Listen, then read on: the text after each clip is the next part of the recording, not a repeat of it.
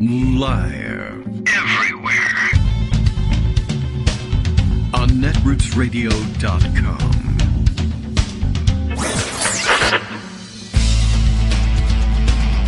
David Waldman. Kagro. In the morning. Now, here's David Waldman. Hey, good morning, everybody. How you doing? It is Monday, March 14th, 2022. I can't even remember at this point. Yeah, 2022, right? I think so. So it's Daylight Savings Time Monday, which isn't a thing, but Daylight Savings Time isn't really a thing either. And Daylight Savings Time Sunday is a joke. I know they do it on the weekend so that the impact is not during a weekday, which I guess is best for most people, but it's a total joke because, you know, you'll sleep late and barely notice it, and I know that's supposed to help with the transition, but it only makes Monday more difficult. There's no way of avoiding it. I mean, if you're going to change time, that's just the way it is, and so here we are.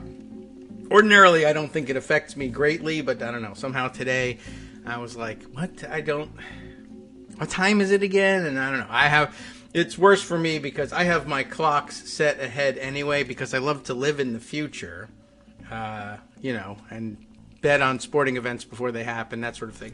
I have clocks set ahead just to remind myself to, hurry up and speed up. And even though I know the clocks are set ahead, I'll see the clock and say, wow, it's late. I better get moving. Well, the clocks are ahead X number of minutes, so I actually have, but it gets me I'm already thinking about moving faster.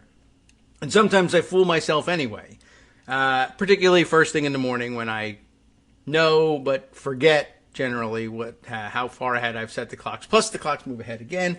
Anyway, just one of those days, and I guess you're probably having one of those days as well. So here's hoping that you get through it. Eastern Orthodox people, you're screwed. This is going to happen to you tomorrow as well. But you're used to living with that. All right, much going on here today. The Kagro in the Morning radio show is live now. I have not yet retweeted this, but I'm about to. Pow, there it goes. Live and in real time. And I guess apparently you'll hear this about 15 seconds later than I did it. I'm still in the future. This is fantastic. By the way, there are flying cars for the next 14 seconds, but then they disappear forever. So I'm sorry to disappoint you all. I know you were looking forward to it, and it's weird that wouldn't arrive in your timeline just 15 seconds later, and then you would experience it, and my whole thing would be a paradox. But that's the way it worked out. What can I tell you? It's weird and magical. Okay, the Kagro in the Morning radio show is live now. It was live then, too. Still live now. That's not a paradox. For reasons no quantum physicist or fine timepiece manufacturer can explain, Kagro X, that's me. It's still me. It's me now. It's me in an hour. Well, knock on wood, I guess. I hope that's the case. I don't want to tempt fate. But anyway, Kagro X can suddenly see 1 hour into the future, and I'm just spitballing here, but I think hilarity is about to ensue. It's been panic to this point, but, it could also be hilarious, certainly. I hope the rest of the show works better than this last 5 minutes that I've given you. But at any rate, by all indications, looking into the future has given Greg particular insight this morning. I think really about the same high level of insight. I'm just sort of putting a shine on the apple here for the moment. But a raft of stories awaits, and I don't see how it could fail to sparkle given what has developed over the weekend. There are still gigantic stories out there that we need to unravel. The pandemic continues, by the way, and I've noticed in my nightly roundup of numbers, and now other people who watch more closely and have more things to say than how many people caught it, are catching on to the idea that a new wave of, I guess this is still probably the BA2 subvariant of the Omicron variant, is driving numbers up in places where they've traditionally had a pretty good, or traditionally 2 years old, which is tradition, but where they've recently, in the last couple of years, done pretty well in controlling the virus. And it's kind of like, now it's your turn. I know China in the news, and they're heading back to their lockdowns. And when they lock down in China, they really mean it. They lock down. No one can get in or out of town. No one goes to work. Everybody has to stay home. It's really fairly serious. And I guess we ought to thank them for their authoritarianism here. Thankfully, it's not being imposed on us. We would never abide by it, but we're talking about like locking down Hong Kong and Shanghai, China, like 25 million people in the metropolitan area there. I don't know how they're going to handle it. We could certainly never do it. But at any rate, the only thing we can cling to as far as good news is it is still that Omicron variant, very highly, I don't know what all the terminology is, but very highly contagious, but it's not, making people especially ill, and particularly if they've been vaccinated. People tend to come through it okay. I guess it's killing fewer people, and that's a good thing, and we should be glad of that. Anyway, lots of news from all over the place. New Zealand having trouble in ways that they never had up to this point. All their great record of keeping it to single digits of cases every time there's an quote-unquote outbreak. One person shows up with it. But now, dealing with it just like the rest of us have. In the United States, more or less still under control. That's good news. We tend to get these things some number of weeks after the Europeans deal with them. Big European spikes as well. South Korea numbers are through the roof too. And I guess the thing to remember is, compared to where we've been, they're through the roof numbers with gigantic spikes. If you overlay them with our chart on the same scale, even in our lull, we were putting up numbers higher in many cases in some of these other countries. But yeah, difficulties ahead. We may see, another round with this BA2 thing. It is here already, and so I'm optimistic because it's been here and lingering in the New York area and really not causing a great deal of damage or driving spikes higher. So maybe it's simply a matter of a more, epidemiologically sophisticated pool of I don't know, victims awaiting it, that we've just seen something like this before, and but lots of breakthrough cases, including Barack Obama. Perhaps you've heard of him. He also has come down with the COVID, so we wish him well. I'm sure they're getting the therapeutics to the people that need it here in the United States. Don't know what the fate is in China, but good luck to everyone there. Hope we can, tamp down on this and be able to say at some point, spikes will come and go, people will feel ill, but it won't cause the kind of damage or panic that it did the first time around, I hope. Greg Dworkin is here, so finally someone who knows what they're talking about. I thought maybe I would ask him. Greg, good morning. What the hell's going on and how are you? There's the spike. I can see it now. I can't hear you, so I hear your the messages coming through. You're muted. I can see on my indicator, so check your mute in 15 seconds, I guess. There we go. How about that? Okay. Ta-da. Okay, excellent. Thanks for explaining all of the physics of time travel, and now the pandemic. If you would, please. So, we're going to do time travel because we're going to time travel back to 1983, but that's in just a few minutes. Totally. I don't know if you knew that, but perhaps I had told you that in the future and you had forgotten. So before we get to 1983, a very important year, let's just look at a little BioBot analytics data about poop and COVID. Okay. Or as they like to say technically, wastewater monitoring. Yes. It's really the water we're looking at. It's the poop isn't report. It? Okay. Yeah, it's just the water, but poop goes in the water, and that's how it works. There's just avoid the other stuff. All right. So what happens is that if we're looking at by region, and I sent you this chart. Yes. You could see that there was an earlier spike in January. But there's no spike now. I see it. Okay. Either in Massachusetts or regionally around the country. And interestingly, the region that had the biggest spike in January 2022 was the Northeast. Yes. And now, Omicron BA2 is 14.6% of the sample compared to, let's say, in the West where it's only 1.2%. So the most BA2 is in the Northeast. But the Northeast is not really seeing a resurgence of illness at this particular point in time. Good. So that should be semi-reassuring. There may be something to the idea that if you had BA1, maybe you're protected against BA2. And the Far East, Singapore, Hong Kong areas that are seeing a lot of virus right now, New Zealand, like you were saying, it's unclear how protected they're going to be. And so we'll have to watch and wait and see on that. I still expect that there's going to be an April surge, but I don't think it'll be anything like what Omicron BA1 was. But we'll see. It would be a relief. It's if you feel like wearing a mask, wear a mask. Don't get upset if other people don't. Just do what you need to do and move on. You're not going to win the fight largely, so keep yours on. Right. That's the best I can tell you. So that's what's going on. Don't even videotape people anymore. COVID. Here's another interesting angle on it. Is what does it mean in terms of going forward? I don't know. The thing is, here's a nice piece from MSN. Which is still a network. Microsoft Network. That has news powered by Microsoft News. Experts have said the best way to keep small kids safe is to surround them with people who are already vaccinated, but as preventative measures drop, the risk to youngest kids increases. So here's some things that are going on. Vaccinating children under 5 years old still holding because the FDA is demanding a third dose round of data, tranche of data, before they decide anything on the vaccines. So, in other words, those studies are going on, and they have data on 2 doses, but they're waiting for data from all 3 shots to come in before considering authorization. So that's what's happening in the littlest kids. Okay, that's for 5 and under. Yep.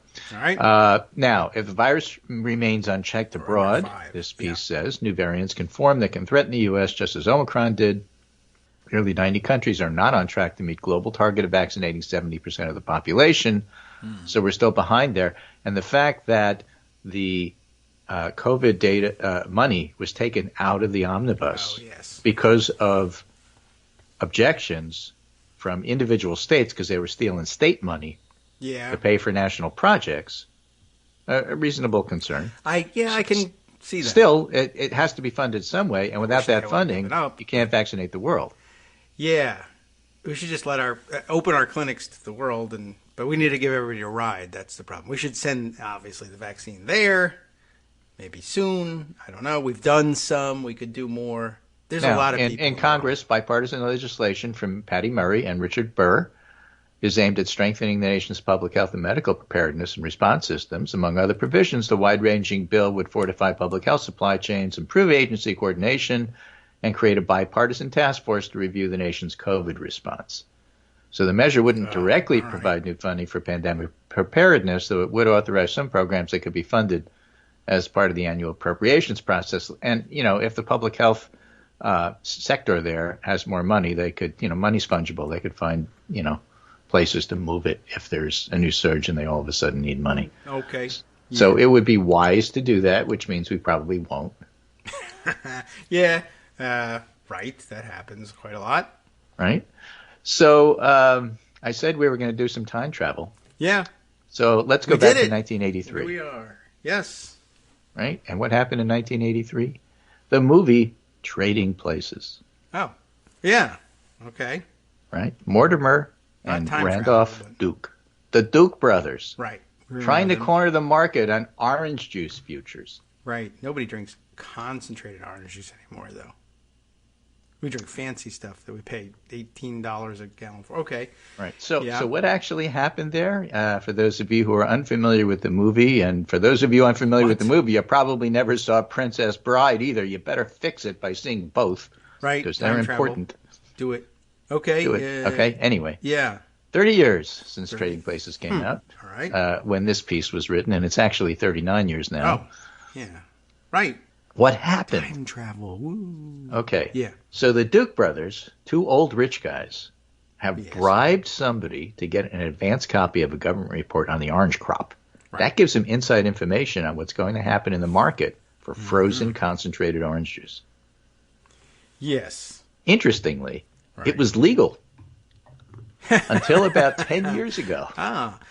Yeah. 30 years after trading places, the implications of the Duke plan could actually have been carried out in the real stock exchange and was therefore banned under what became known as the Eddie Murphy Rule under Section 136 of the Wall Street Transparency and Accountability Act. Wow. So, like, you couldn't do insider stock trading, but you could do commodities. Well, now you can't. Well, hallelujah. Hallelujah. So, the Duke brothers are going to get a hold of this report 2 days before it's out. Right. And by knowing whether the orange crop is good or bad, they know whether orange futures are going up or going down. And the idea is to buy low and sell high. Right. So if it's a bad crop, the price will go up, and you should buy it all before everybody figures it out. Right. And then as the price goes up, what you hold is far more valuable. Then you can sell it and make a fortune. Right. Okay. If the oranges come in great, it's a bumper crop despite the bad weather, then the price is going to drop. So if you bought all this stuff at a high price and the price drops, you're going to lose your shirt. Yeah. Right? Is that clear? So far, so good? Yes. So what happened in Trading Places is that Eddie Murphy and Dan Aykroyd wanted to get revenge on the Duke brothers for firing them and screwing up their lives. So they substituted a false report. The crop was great, but they told the Duke brothers that the crop was bad. Right. The Duke brothers thought the price was going to go up. They told their brokers to buy all the orange, corner the market, buy all the orange juice futures you can, no matter what the price. Everybody else saw that the Duke brothers were doing this, so they all jumped in because the Duke brothers are well known and prominent, shall we say. Yes. Because when you're rich, you're prominent, not notorious. Right. And so everybody bought. The price shot up, but Aykroyd and Murphy knew that that was going to happen, so they offered to sell.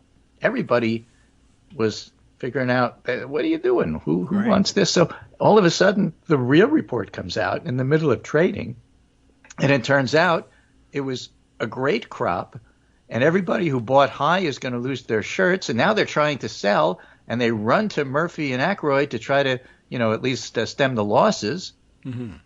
And the Duke brothers are left with all these contracts they have to fulfill at a really high price when the price of oranges has plummeted.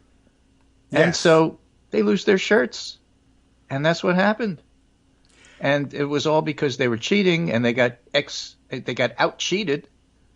Yeah. But the point is, if you buy low and sell high, you make money. And if you buy high and sell low, you're going to lose money. And it can happen in the wink of an eye. All of a sudden, the price just skyrocketed right before your eyes, right on the trading floor as everybody was watching. Right. So why is that relevant? Orange juice. It just happened with nickel token on the London Metal Exchange. Nickel? Nickel. The metal. Huh. Nickel, you need it for electric vehicle batteries, among other things. And Nickelback, the most popular band in the world. So, as a consequence of the Ukraine war, nickel prices started to rise. Are we dropping nickel bombs on people? The London Metal Exchange was forced to suspend the trading of nickel yesterday, March 8th, after prices for the metal surged some 250% in 24 hours. Wow. Well, good for you. Prices for nickel used in stainless steel and electric vehicle batteries had already been rising in recent weeks due to concerns over supply disruptions stemming from the Russia-Ukraine war. A short squeeze pushed prices into a self-reinforcing upward spiral, hitting $100,000 a ton from $25,000 just a week ago. Yes. And one company faced $8 billion in trading losses based on Monday's closing price, according to the Wall Street Journal. That's the Chinese nickel giant Xinghan Holding Group, the world's biggest nickel producer. Wow. All right. Right? Same thing happened with GameStop stock last year. Yeah, sort of. Remember, the short investor borrows the stock at $10 and sells it when the stock price drops to $5 the next week. They buy it back, return them, and pocket the $5. If the stock rises to $15, the short investor either closes the trade for a $5 loss or pays more interest to keep the trade open, hoping the price will change. And for short sellers, the risk can be immense. There's no ceiling on how high a stock can soar, meaning the losses can climb indefinitely. Yikes. Okay, so for people who thought that nickel was going to drop and bought futures for that situation, all of a sudden the stock starts to rise, and they are going to have to eventually pay up for what the stock is worth, and they're going to lose their shirt. And that's what happened to this Chinese company. Except, unlike Trading Places, what happened is that the London Metal Exchange intervened. Instead of just, the invisible hand in the market, whatever happens, happens. Yeah, hey, what happened to that? They intervened. London grad. The hand became visible. They shut the market down. They started protecting the people who were losing. They even went so far as to say those trades that you made today, they don't count. Wow. That's quite a lot of protection. And so the end result is that everybody's looking at that who's not one of the big players getting protected and saying, why should I ever trade on the London Metal Exchange again, ever? Well, because that's bad. They cheat. I'm going to go to Chicago and do commodities there. Welcome. Because at least there's an Eddie Murphy rule. Yeah. That's really interesting. And it occurs to me now, as we've been talking about London grad for a couple of weeks now. Yes, exactly. So this is all part and parcel of trying to unravel part of the results, unintended consequences, and I didn't see this coming. I did not see this coming of what happens when Russia goes to war with Ukraine. Yeah. And that affects the Chinese. They're the ones holding the bag. Oh, and so the Chinese now are in the situation of trying to decide how neutral do we stay together. Because in the end, of course, we'd like to stick it to the libs, but at the same time, Western stock market is pretty big, and we can't survive by just selling stuff to our own people because they don't have the money. Right. Oh, the nickel. So we have to be involved in the international markets, and that means that we have to pay attention to this stuff, and that means war isn't good for our bottom line. And so there's a lot of pressure to maybe not just help Russia out here.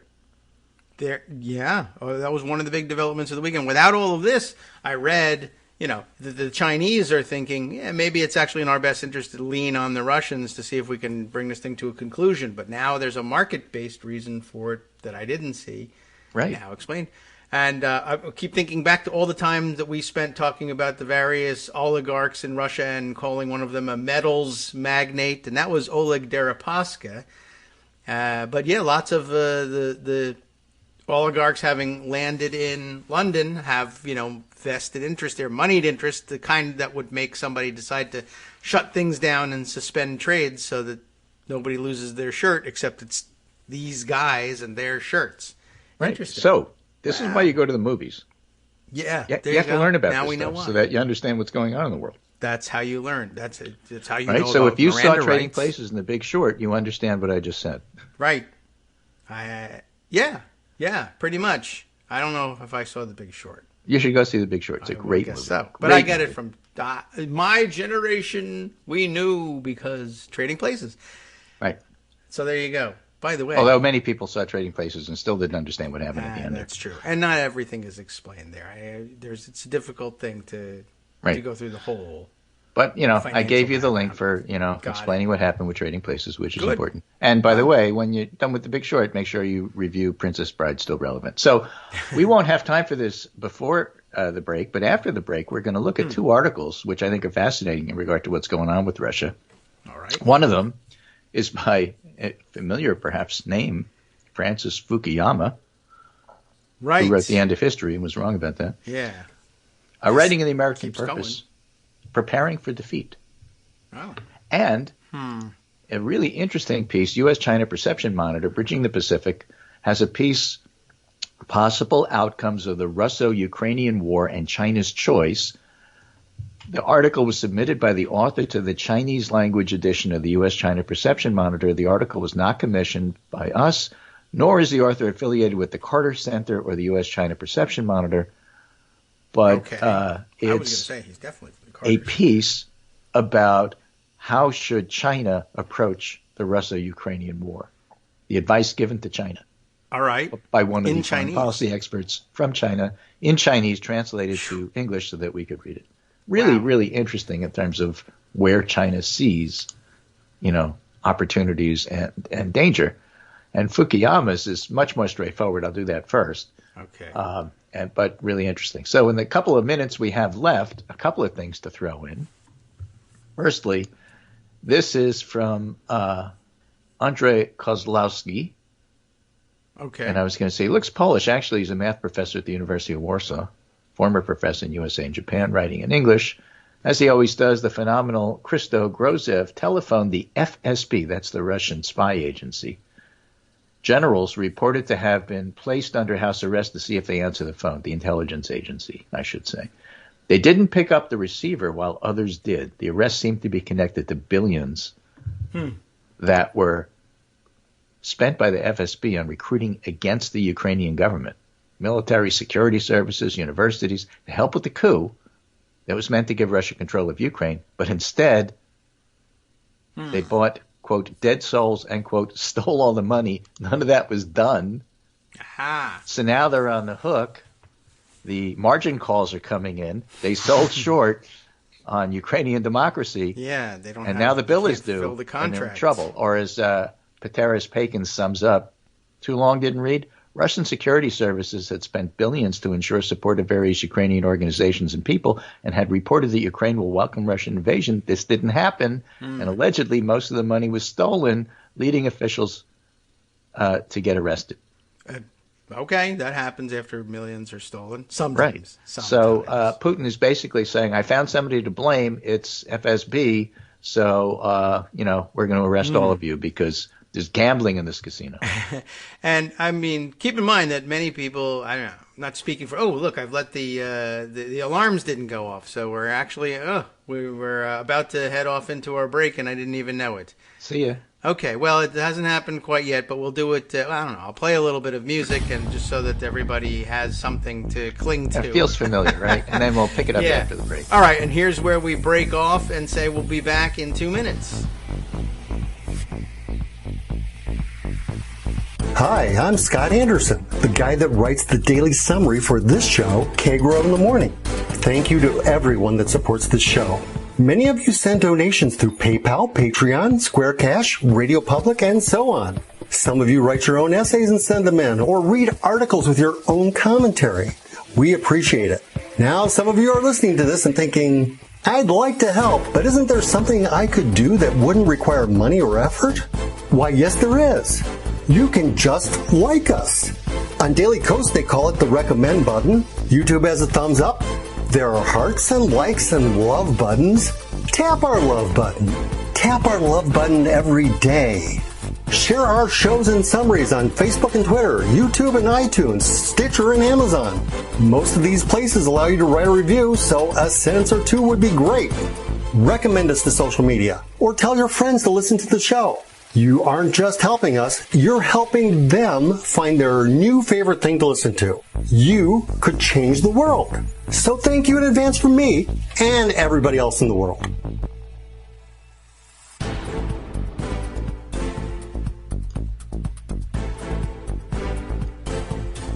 All right, welcome back now to the Kagro in the Morning Show here on Netroots Radio. Not a bad place to come back into music. Sounds almost kind of normal. We'll fade things out. All right, all the alarms are set now, so that won't happen to us anymore. And thankfully, I noticed it in time for us. I mean, you reminded us that the break was coming. Thank you very much. And I don't think any of our content was lost behind the break screen. So excellent. We're professionals. Do not try this at home. Yeah. All right. We were, when we left, in Russia blaming the FSB. I was thinking of saying, I was keeping in mind that all of these people who stole all the money or are alleged to have stolen all the money, I don't know whether it happened. I don't know whether it's just trumped up charges or not. But I will say that probably a lot of people in Russia involved in the FSB, working in the FSB, probably, just speculation, joined the FSB more out of the idea of basically like everybody in Russia is on the take at some level, et cetera. There's grift going on everywhere. Everyone's going to be a part of it. But in the FSB, you're the kind of guy, you're the guys who control who gets arrested for stuff. And they just sort of thought, working in the FSB, even as a functionary and living with the dreariness of the job and the moral dilemmas of the job, the point is you're protected from arrest most of the time because you're the one deciding who's getting arrested. Yeah, and, but no. Not if you end up screwing Vladimir Putin himself, I guess, even though that probably wasn't your intention. You cost them money, so that's going to be a problem. So here's some other Russian nuggets that I think we should throw in here. And this is from the Pundit Roundup.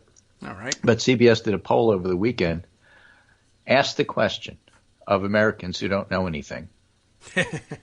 Okay. Punishing Russia economically. All right. May not be enough, but people prefer that over military options. And if you ask Americans simple question, do you want a no-fly zone over Ukraine, support or oppose? Right. Well, most people say, now they're... what a great idea. We have to do something. We have to be tougher. 59% support, 41% oppose.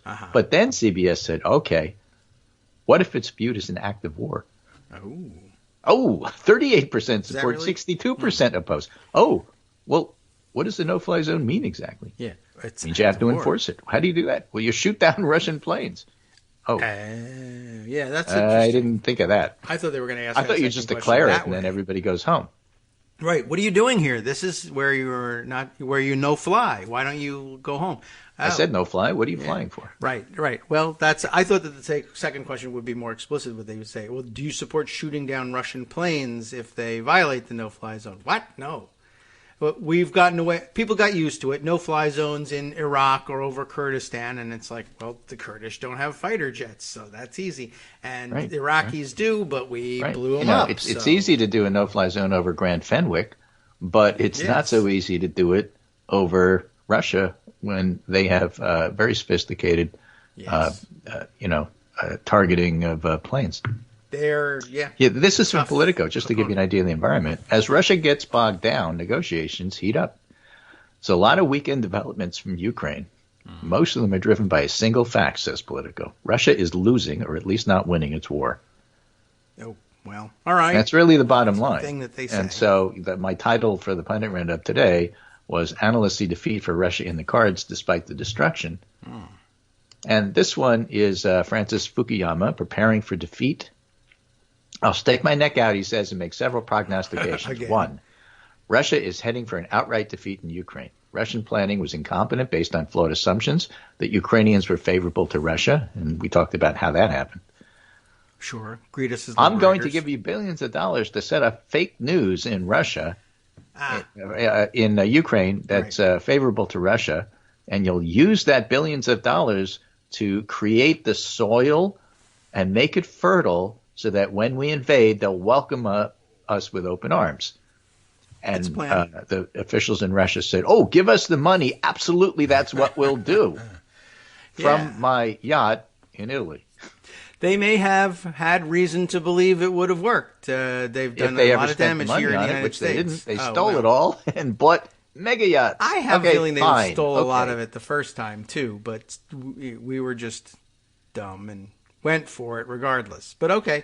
Anyway, the Russian soldiers were evidently carrying dress uniforms for the victory parade in Kyiv rather than extra ammo and rations. Putin at this point has committed the bulk of his entire military to this operation. There's no vast reserves of forces he can call up to add to the battle. Really? Russian troops are stuck outside various Ukraine cities where they face huge supply problems and constant Ukrainian attacks. And the collapse of their position could be sudden and catastrophic rather than happening slowly through a war of attrition. That's because it can't be resupplied as easily as people thought. The army in the field will reach a point where it can neither be supplied nor withdrawn, and morale will vaporize. There were some horrific pictures floating around about, Russian soldiers not in good shape. Of course, can't be verified. But lots of rumors about that. This is at least true in the north. The Russians are doing better in the south, but these positions will be hard to maintain if the north collapses. There's no diplomatic solution in the war possible prior to this happening. All right. Interestingly, Israel is offering to be an honest broker. They're allowing the oligarchs' planes, private jets, to land there without confiscating them. And you may think that's weird, but on the other hand, you got to give the Russians an off-ramp. And if China is the mover and Israel is the vehicle, that's okay. Got to happen somewhere. Okay. So you got to cut some slack and not assume the worst of everybody. Israel announced today they're not going to allow Russia to evade international sanctions by using Israel as a bank. All right. They're not going to become the Switzerland of I'm not telling you where the money is. Fukuyama goes on to say, that's an idea. There's no conceivable compromise that would be acceptable to both Russia and Ukraine given the losses they've taken at this point. The United Nations Security Council has proven once again to be useless. The only helpful thing was the General Assembly vote, which helps to identify the world's bad or prevaricating actors. Even he has trouble saying lying. The Biden administration's decision not to declare a no-fly zone or help transfer Polish MiGs were both good ones.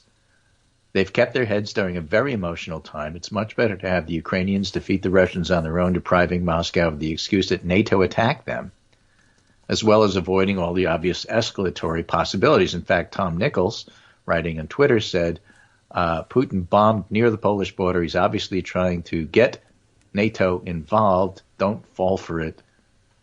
Keep your head.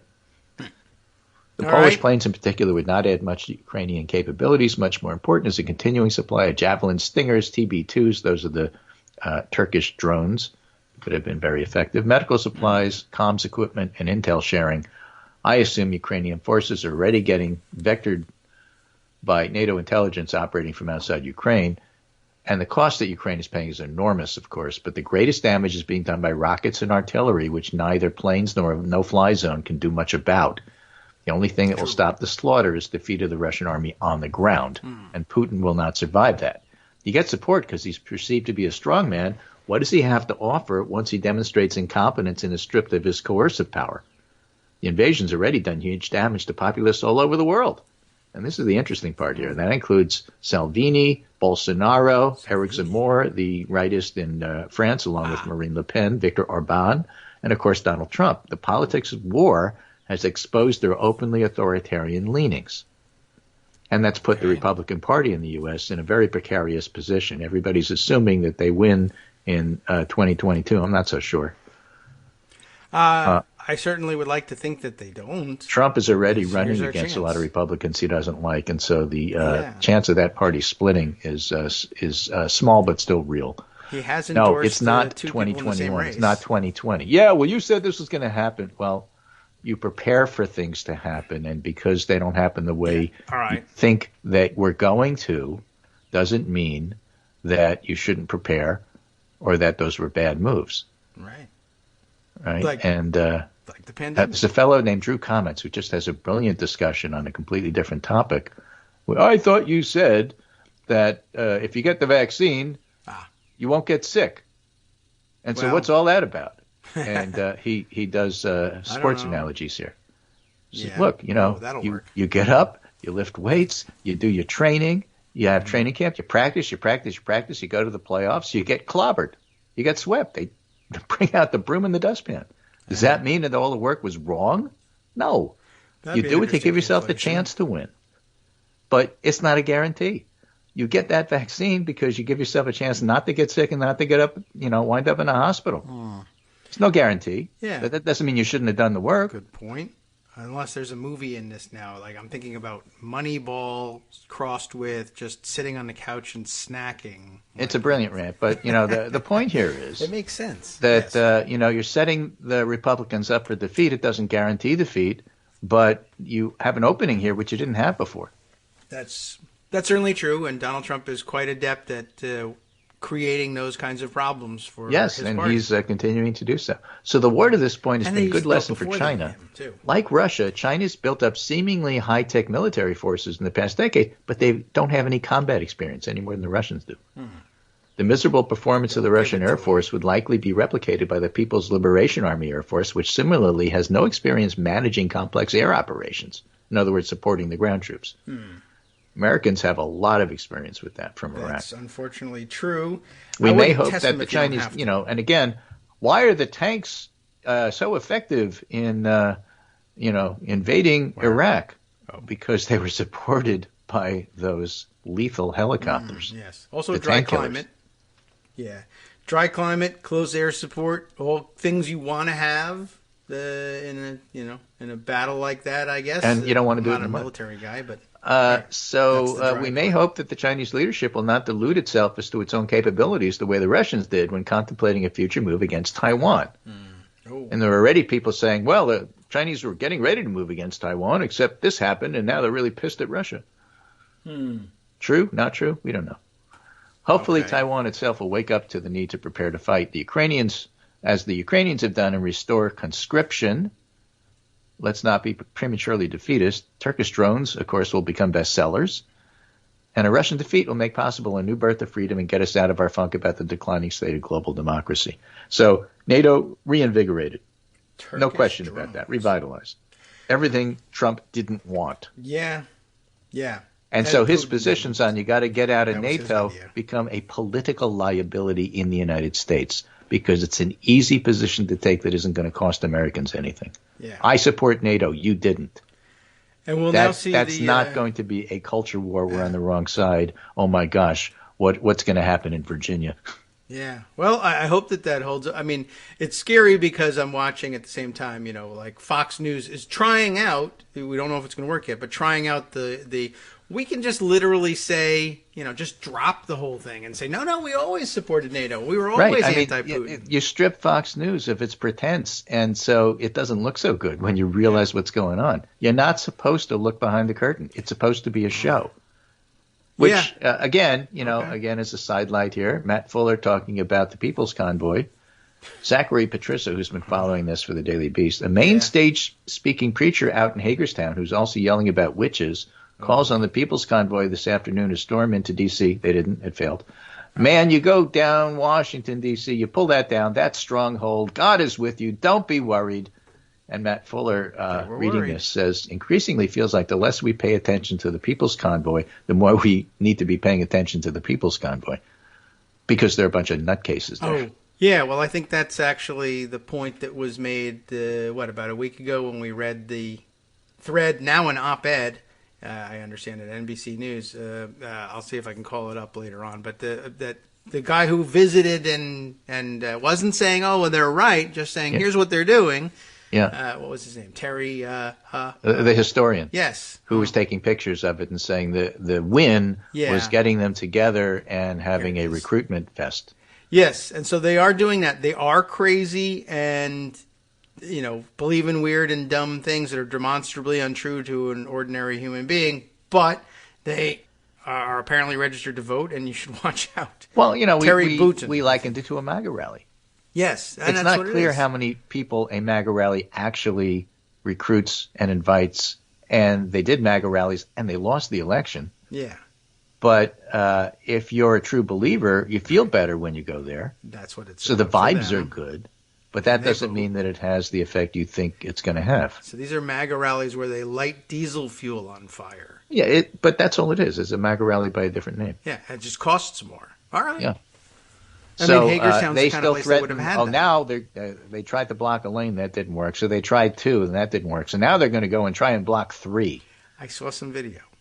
Maybe the Maryland police will notice now. They won't, because as it turns out, the video they released, though they told everybody, this is us, the truckers convoy at the Beltway, they were in fact blocking all 3 lanes of Interstate I-70 that we described in that great rant that you handed us to read. That's all the way out at Hagerstown. And that's where, if you're Trumpy in Maryland, that's about where you live. And I don't know why they decided to block their local traffic.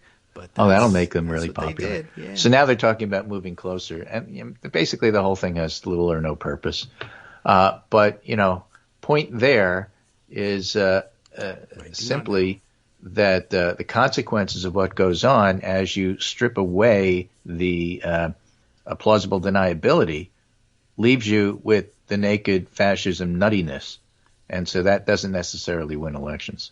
Right. Again, people don't vote on policy; they vote on how they feel, and it's hard to look at the People's Convoy and feel good about it. Yeah, if you're like a normie, right? And although as much of this is you're blocking my Trump's traffic feet, and you're nuts, get out of my way. Yeah, I'm not voting for you. Then they were. That's the Trumpy area, and I don't know why they did it or what they thought they were getting away with. But yes, as we were saying before, there can be backlash, and Trump is particularly adept at fanning that and making them look terrible. But it does occur to me that they did have that problem before he arrived on the scene. Todd Aiken, others, etc. The backlash to what they do is real if they make it too overt, and that's how they wind up losing. Right. Republican overreach alert is how I usually. Yeah, excellent. Okay. So that is all part and parcel of the mix. Now, the last piece that I have here is this U.S.-China Perception Monitor piece, Possible Outcomes. The Russo-Ukrainian War is the most severe geopolitical conflict since World War II and will result in far greater global consequences than September 11th. And we just saw the London Market Exchange and the metal exchange and their loss of confidence by the rest of the trading world as one simple example of things you didn't anticipate. So at this critical moment, China needs to accurately analyze and assess the direction of the war and its potential impact on the international landscape. Well, another reason that bigger than September 11th is because there's millions of refugees. Yeah. Okay. Europe has seen refugee problems before, like World War II, for example. It's the history of Europe. But the refugees are being taken in. Yes, that brings up other issues about why others weren't. But it's still going to change everything from France saying, oh, yeah, nuclear power, we were against it, now we're for it. With Germany threatening to do the same thing and Germany rearming, I mean, just consequences are huge. So China needs to respond flexibly and make strategic choices that conform to its long-term interests, says this Sinocentric piece here. Russia's special military operation against Ukraine, that's in quotes, has caused great controversy in China, with supporters and opponents being divided into two implacably opposing sides. The article doesn't represent any party, and for the judgment and reference to the highest decision-making level in China, this article conducts an objective analysis on the possible war consequences along with corresponding countermeasures. All right, so no promises. For predicting the future of the war, Putin may be unable to achieve his expected goals, which puts Russia in a tight spot. Yeah. Everybody's saying he can't win. The purpose of Putin's attack was to completely solve the Ukrainian problem. Oof. Yeah. You know, I remember how the Jewish problem was approached. That doesn't sound good. It doesn't sound good. And divert attention from Russia's domestic crisis by defeating Ukraine with a blitzkrieg. But let's not, do too many World War II references here. Replacing its leadership and cultivating a pro-Russian government. Of course, we saw how the FSB stole all the money to do that. However, the blitzkrieg failed. Interestingly, a lot of the stuff we talk about on the show are interrelated. Yeah, that's funny about life on Earth. However, blitzkrieg failed, and Russia is unable to support a protracted war and its associated high cost. Launching a nuclear war would put Russia on the opposite side of the whole world and is unwinnable. To say the least. Yes. The situations both at home and abroad are increasingly unfavorable, and even if the Russian army were to occupy Ukraine's capital, Kyiv, and set up a puppet government at high cost, it wouldn't mean victory. At this point, Putin's best option is to end the war decently through peace talks, which requires Ukraine to make substantial concessions. But what is not attainable on the battlefield is also difficult to obtain on the negotiating table. And in any case, this military action constitutes an irreversible mistake. So that's how China views what Putin did. Okay. That sounds plausible. It doesn't sound like they're jumping to be on his side. No. The conflict may escalate further, and the West's eventual involvement cannot be ruled out. While the escalation of the war would be costly, there's high probability Putin will not give up easily, given his character and power. The Russo-Ukrainian war may escalate beyond the scope and region of Ukraine and may even include the possibility of a nuclear strike. Once this happens, U.S. and Europe cannot stay aloof. The result will be a catastrophe for humanity, and a showdown between the U.S. and Russia in this final confrontation would be even worse for Putin. Yes. Even if Russia manages to seize Ukraine in a desperate gamble, it's still a political hot potato. Russia would therefore carry a heavy burden. I wonder how you say hot potato in Chinese. And become overwhelmed. Under such circumstances, no matter whether Zelensky is alive or not, Ukraine will most likely set up a government in exile. Russia will be subject both to Western sanctions and rebellion. Within the territory of Ukraine, the battle lines will be drawn very long. The domestic economy will be unsustainable. Remember, it's got the GDP of New Jersey. And the Russian army has the size of Austin in terms of population. But they can and will eventually be dragged down. The period will not exceed a few years. The political situation in Russia may change or be disintegrated at the hands of the West. basically what they're saying here is everything Putin's doing is weakening Russia and strengthening the West. Hey, and then if you're looking at it from China's point of view, a strengthened West is not necessarily where they want to be. Right. So that's where, and I say later on in the article, the power of the West will grow significantly. NATO will continue to expand. U.S. influence in the non-Western world will increase. All of things will happen despite Trump wanting all of the opposite things to happen. Yeah. Well, again, effects on Republicans. Everything Trump touches dies, right? Vlad. After the Russo-Ukrainian war, no matter how Russia achieves its political transformation, it will greatly weaken the anti-Western forces in the world. The scene after the 1991 Soviet and Eastern upheavals may repeat itself. Theories on the end of ideology may reappear. Of course, we just read Francis, stand by. Right? Straightwood. Francis, get back in the batter's box. The resurgence of the third wave of democratization will lose momentum and more third world countries will embrace the West. All right, except they're in hock to China already, so it doesn't matter. Both in terms of military power and in terms of values and institutions, its hard power and soft power will reach new heights. China will become more isolated, and for the above reasons, if China does not take proactive measures to respond, it'll encounter further containment from the U.S. and the West. Once Putin falls, the U.S. will no longer face two strategic competitors, but only one. All right. Europe further cut itself off from China. Japan will become the anti-China vanguard. South Korea will fall to the U.S. Taiwan will join the anti-China chorus, and the rest of the world will have to choose sides. China will not only be militarily encircled by the U.S., NATO, Quad, AUKUS, but also be challenged by Western values and systems. So, from a Chinese perspective, they're not happy with Vlad today. All right. That'll be the answer to his request for military assistance. China cannot be tied to Putin and needs to cut off as soon as possible. In the sense, an escalation of conflict between Russia and the West helps divert U.S. attention from China. China should rejoice and even support Putin, but only if Russia doesn't fall. Being in the same boat with Putin will impact China should he lose power. Unless Putin can secure victory with China's backing, a prospect which looks bleak at the moment, China doesn't have the clout to back Russia. The law of international politics says there are, quote, no eternal allies nor perpetual enemies, end quote. Okay. Only our interests are eternal and perpetual. Under current international circumstances, China can only proceed by safeguarding its own best interests, choosing the lesser of two evils, unloading the burden of Russia as soon as possible. That's the advice they're giving the Chinese government. Wow. China should avoid playing both sides. China has nothing to gain.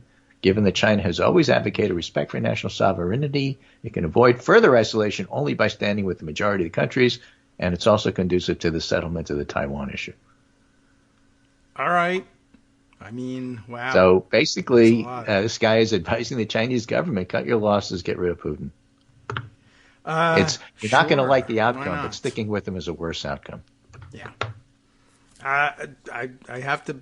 That was well argued, I must say. Laid out nicely, and all in Chinese, and then translated. That's so I thought it was a fascinating article and worth doing. Reminder, China does tend to think long-term. Yeah. Sometimes they're wrong about some of these things. But, sure, but okay. It's not like what's good for us this week. It's not like, I don't know, Kevin McCarthy. It's good for us, though, this week, and that's fine. And it's nice that it's in our short-term interest, that it's in Chinese long-term interest not to get on board with Russia. Great. What a nightmare it would be if they thought it was. So I'm happy about that. It'll be interesting. I would say keep an eye on the far eastern Russian-Chinese border, except, we don't have that many eyes on that. That's very difficult to watch. And for everybody involved, including the Russians, never really sure when the Chinese are in making incursions on their territory there. I don't think they'll try and provoke anybody with that, but it'll be interesting to see whether any of their border conflicts resolve themselves differently as a result. But okay. Wow. Well, the other thing that I get out of the article is a appreciation of nuance and sophistication when you're trying to look at this. Yeah. It's so much a better analysis than no-fly zone? Yeah. Oh, at war? No. Right. Well, actually, there's a lot more things going on here in terms of trying to answer the question of what to do. Yeah, I think the Chinese are selling themselves short in terms of how much impact it'll have on their influence around the world versus the United States. But that also selling would short. be in their Where are interest. Mortimer and Randolph? I mean, it wouldn't make any sense for them to say, "Hey, watch out for us Chinese in Africa and elsewhere where we're financing enormous construction projects, and those countries are in hock to us for millions of dollars and leasing critical facilities from us for 99 years, etc." But why would they call that out? I think that they're probably pretty pleased then with their positioning. Okay, well, we'll see. They won't be bragging on it anytime soon, I don't think. And guess what? That took us through the entire hour. It did, and even as we approach the top of the hour, then my alarms will go off this time. They're all set. All right, yeah, thanks. Well, that stretched things out quite a bit. Thanks to whoever translated that Chinese article. Where did you find it? It's all related. Yeah, it is. And we'll back up, I guess, a little bit in the next hour and discuss I guess the Russians actually did make overtures to the Chinese asking for actual support and military and otherwise in their excursion into Ukraine. And the answer seems to be shaping up as a flat no, and now we know why. That's okay. Well, yep. Now we have the perspective to say, oh, well, they're not going to do that. Yeah. I don't know that we ever thought they would, but what's the why. other side of the coin? Why is Russia asking for help? Yeah. Why is Russia supplicating to the Chinese to bail us out of this problem? Not because it's going well. That too also has the answer in their economy being the size of New Jersey. Not the case in China. They've got billions to spare and equipment to spare. They could be sending it there, but I wonder what kind of logistical problem that entails. How much does it take to move a tank? I mean, I guess you load it up on one of those transport planes, but it's not a cheap thing to do.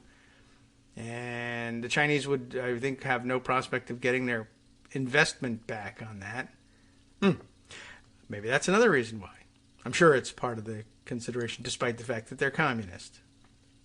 All right, Greg. Well, thanks very much. That brings us almost to our music. Let's cue that up. There it is, and we're now right on time. We'll talk our way out in the next 30 seconds, take a 1-minute break, be back, and pretend none of this ever happened. Tell you smaller bore stories about what the truckers are doing, things like that, I guess. But it's all connected, and what a way of doing it. They drew it together. I hope my son was listening. He's got a big paper on geopolitics. And if not, I can always give him the podcast for him to ignore and delete. All right, thanks, Greg. We'll see you again on Wednesday. All right, welcome back to the Kagro in the Morning Show here on Netroots Radio. Really, the Greg Dworkin Show here on Netroots Radio today. I don't even know how to follow this up. There has to be something that I can bring you, and there's lots in Pocket, and we'll unravel what's in there and try and make some sense of it. Let me see. Now, I'm going to have to open some of these things and figure it out. Yeah, right. Here's one long thread that I put away on China. We might as well make the whole show about China at this point. That I saw widely circulated, widely shared on Twitter. See, like lots of retweets, 9,500 of them almost, 21,000 likes. What is it? It's the thread of Ramez Nam, who tweets just as Ramez. Who is Ramez Nam? It says here, deep tech and climate tech investor. I'm not really sure what that means, but I think it means more money than you, so you're supposed to listen to him for that reason. Not that that's really compelling for all of us, but the basics of what's going on here.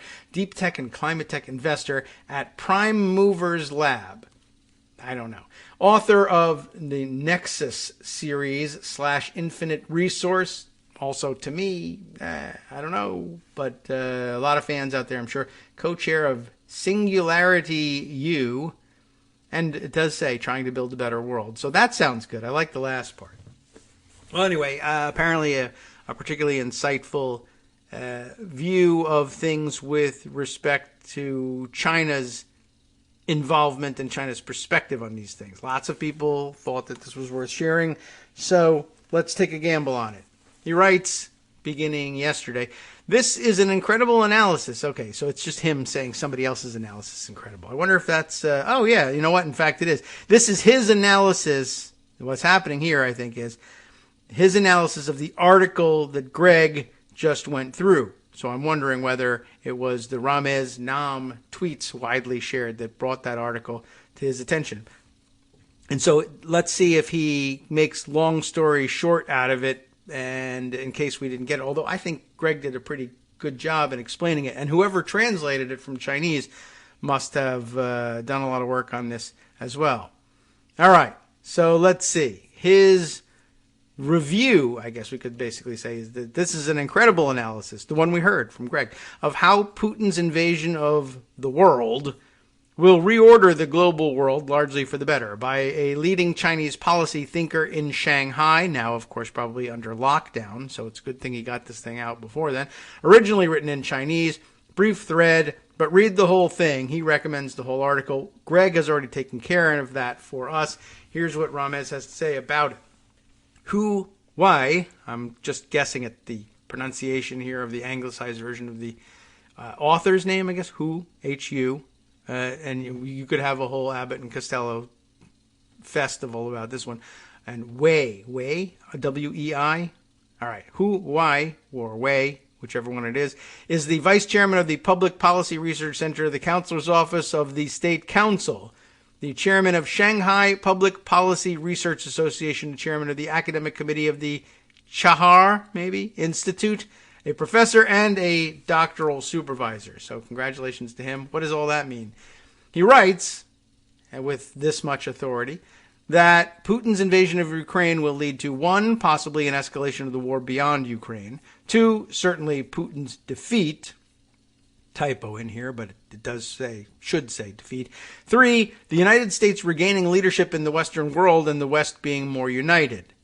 Bit of a question mark on that one, and I do wonder whether the Chinese are intentionally selling themselves short on the strides they've made at becoming a player on the world map. They would want to continue to hide that ball. Just throwing that out there. Number 4, I guess, also a possibility. New Iron Curtain falling globally, this time dividing democracies from authoritarian regimes and extending into Asia. 5, growth in the power of the West, both in military strength and the strength and importance of Western institutions, greater hard power and soft. 6, further isolation of China as the U.S., Europe, and also Japan, South Korea, Taiwan, and Australia turn against China. And then a quote here, China will not only be encircled militarily, remember this, but also challenged by Western values and systems. The Chinese, though, have been working very hard at making sure that they're not, in fact, encircled militarily or economically, for that matter. And I think we have, this goes back a couple of years, but we have discussed on the program the Chinese Belt and Road program, in which they've spent tremendous sums in building major infrastructure projects in much of what we sometimes call, and we should probably reevaluate the use of the term third world. I would imagine that's kind of grating at this point. But at any rate, for lack of a better term, the third world countries, where developing and emerging nations, as I think they probably call them, probably still now. That was the euphemism people were using when they were trying to get you to invest in those places. And you said third world, people were like, I don't know, not safe. No, now they're emerging countries and developing countries, and lots of opportunity to quadruple, quintuple your money in these high risk environments. But as hedge fund operators tell you, yes, we'll be putting our money into that.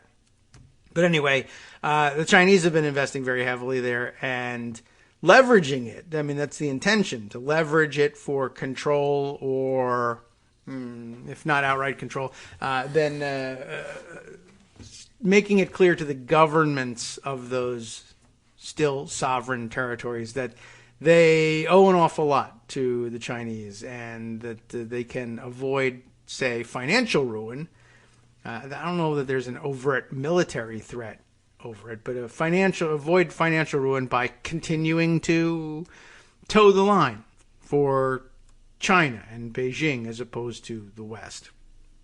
It's with mixed results, but building port facilities and airport facilities and railroad infrastructure in a lot of countries that allow them to, well, it's in the Chinese interest as well. It's all about exporting raw materials that they need from these countries and making sure that there's a preference for shipping them to Chinese markets and Chinese manufacturers as opposed to in the West, by virtue of having built the port that makes it possible to export them in the first place, and owning that port and threatening to close it if necessary, to make sure that the things flow in the right direction. So, I don't know. They don't want to call a great deal of attention to it, so now it's like, the West is going to win, everybody. So, congratulations, West. Poor us. We're just going to have to sit by and beg for scraps, which, ordinarily you wouldn't think that a country would be saying something like that about itself. You want to brag on your country, but if you're trying to keep the program more or less covert, I mean, we know about it, but if you're trying to keep a lid on the celebratory aspect of it, that's what you would do. All right, so where were we? China will not only be encircled militarily, but also challenged by Western values and systems. Ramez reviews the article by saying that he closes, the author does, by saying that China has 1 to 2 weeks in which to make a choice. And basically says that China should choose the West and use its influence over Putin to end the war and bring him to heel. He won't like that description of it. It says that China is the only nation that can, and I don't disagree, says Ramez. The whole thing is incredible and very clearly argued. Read the whole thing here in the English translation. It's not more than a 10-minute read. Greg did it nicely for you, so you're up to speed. The original Chinese text is on the same page. There's a link at the bottom. Remember, this is written by a senior Chinese policy thinker in Shanghai. It's incredible. I don't know if you can read Chinese. If anybody can, read and see if the translation you think is faithful, and let us know. Naturally, I found one typo and one error in use of words in this thread right after posting it. He's angry at himself for his own typos. Postscript. Let's see. The original article by Hu Wei has been censored inside of China. Interesting. Another Chinese policy thinker has published a rebuttal, and there's a link to that. Put together, these suggest that Xi and China are unlikely to listen to this advice and will back Putin. So watch out for that. Forgot about the possibility of Xi Jinping saying, "What? No." And that being official Chinese policy. Postscript number 2, here quoting himself for this, and we remember we're not supposed to do that, but he's just calling out that he, I guess, warned us earlier, pointing to his own tweet in which he says, "Not a good sign. China is choosing Putin. It's a blunder that will hurt everyone. In the long term, it may help the U.S. and Europe and the whole world, but it will be ugly on the world stage for a while. Welcome to Cold War II." And a postscript number 3, maybe we'll follow some of these links as we circle back. Postscript number 3, this points out that Hu Wei's article was published by the U.S. Carter Center and that there's no chance his advice will be taken by China. I largely agree with Hu Wei's analysis. I also agree that Xi is ignoring it. China is choosing Putin. Another link that says that that's the case. And, well, I don't know. What does that mean for the next guy in the chain of responses to Ramez Nam, this guy who says, "I posted this a week ago. Want to hire me?" And it was a link that says, he links to himself saying, "I halfway expect Xi to soon announce China will mediate a ceasefire and peace negotiations." Well, on March 3rd, when you tweeted that, and on March 13th, when you reminded Ramez of that and asked, "Did you want to hire me?" your prospects were probably better. Now, I think not so much.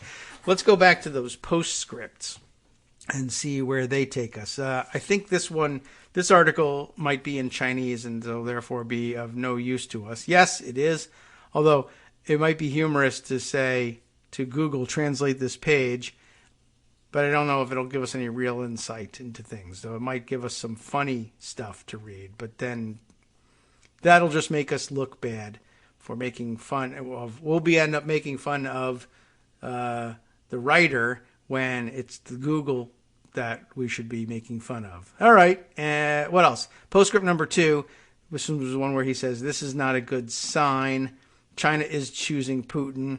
And why do we say that? It's a link to another one of his own tweets. And then this thing, Chinese state-affiliated media. This is a tweet that's flagged with that. So you have an idea of where this is coming from.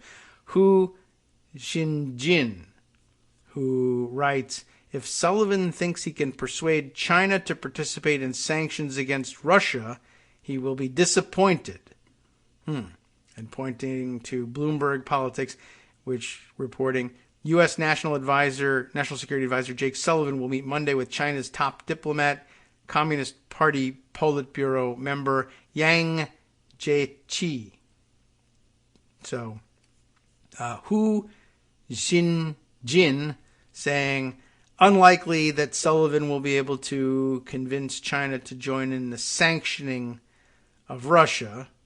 Boy, all right. Well, let's see. What other postscripts? Are there anything else that we can read in English? Postscript number 3.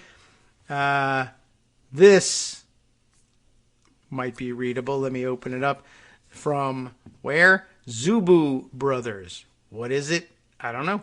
Zubu, Z-U-B-U, brothers.com. And they're also reviewing this article that Greg read us. And their take on it is, don't fall for the Carter Center's PSYOP that's trying to divide Russia and China. Wow, how confusing is this?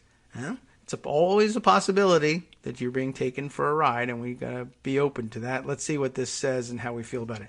Don't fall for this whole thing. Those influential Western accounts that shared Hu's article without specifying that it was written for the Carter Center and misportrayed him as a prominent force in shaping the foreign policy of the People's Republic owe it to their audience to clarify everything as soon as possible. So here we go. Otherwise, they'll be complicit in carrying out a literal PSYOP aimed at misleading their audience. That calls for some dramatic music for sure. All right, now I'm not saying Greg is an agent of the Chinese or the Russians. I'm saying that article made a great deal of sense. It's good advice. The question mark is, it wasn't a description of what's going on in Beijing and how they're going to approach things. It's a description, a reminder of somebody inside China saying, well, this might not be a bad way for us to handle this. Now, if the guy ends up in jail, that would be a pretty good indication that they're not going to do it, but I don't think that that's happened yet. But they're warning that that's possible. Not so much about the jail thing, but remember that the article was a description of what this one person at least, and probably others, thought they should do in China with respect to Putin.